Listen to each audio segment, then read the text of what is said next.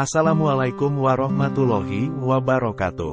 Jumpa lagi di channel saya untuk menyimak kata-kata mutiara penuh inspirasi. Semoga Anda selalu sehat dan bahagia.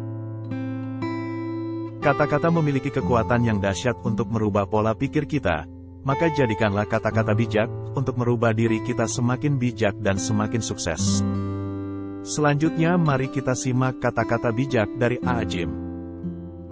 Semakin gemar berdoa untuk kebaikan bagi orang lain, semakin mustajab doa kita.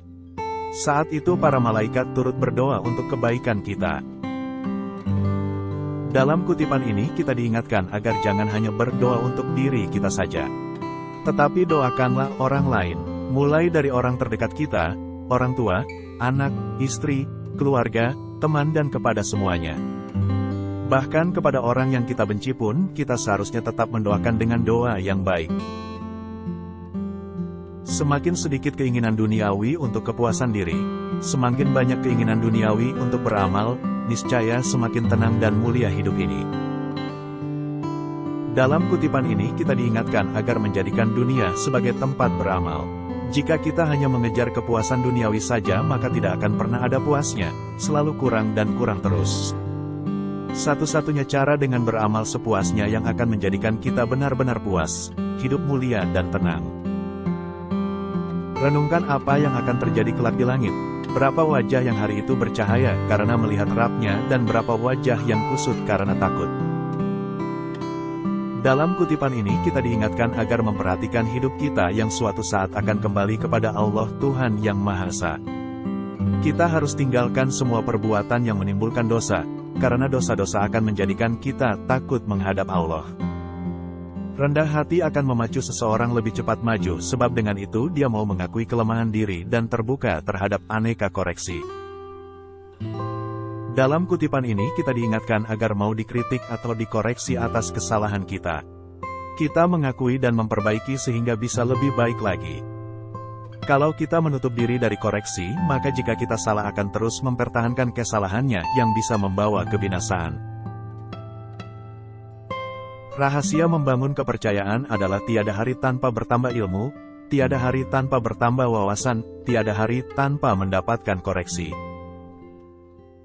Dalam kutipan ini kita diingatkan harus selalu belajar setiap hari, menambah ilmu dan wawasan dan siap dikoreksi jika ada hal yang salah. Semua itu berguna untuk membangun rasa percaya diri dan menuntun kita hidup lebih baik di hari berikutnya. Perasaan tentram dalam keluarga bisa dibangun melalui hubungan yang positif, baik dari segi rohani, pikiran maupun jasmani.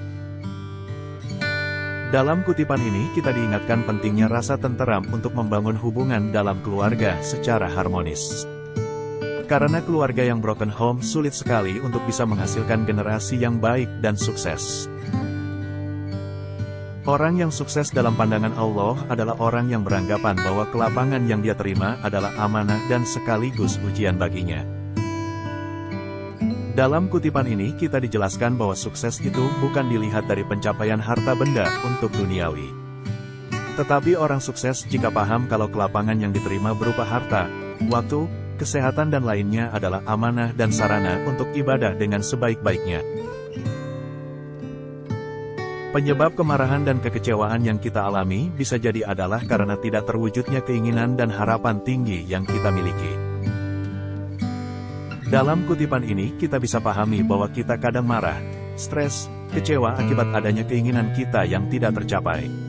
Kenyataan yang tidak sesuai dengan harapan. Artinya, orang frustrasi, stres, kecewa, sedih, sebenarnya dibuat oleh dirinya sendiri. Hiduplah sederhana agar kita tenang dan bahagia. Orang yang lemah ketika dihadapkan pada masalah cenderung memilih jalan pintas, menghindari kesulitan atau lari dari masalah itu sendiri.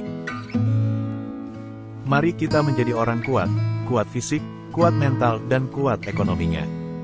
Ketiga kekuatan itu kita satukan dalam diri kita dan akan menjadikan kita tangguh dalam menghadapi persoalan hidup. Jika sekarang kita masih lemah, teruslah berusaha, berlatih, bekerja keras agar makin hari semakin kuat.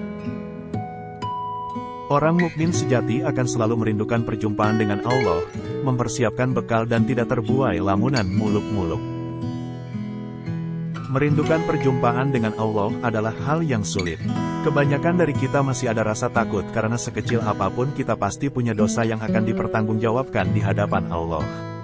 Kadang-kadang ada atau bahkan banyak dosa yang tidak kita sadari. Cara yang bisa kita lakukan hanyalah berusaha melaksanakan perintah Allah, berusaha menjauhi larangan Allah dan mohon ampunan kepada Allah atas apapun kesalahan yang kita lakukan yang disengaja maupun yang tidak disengaja. Orang yang berilmu itu adalah orang yang mengamalkan ilmunya.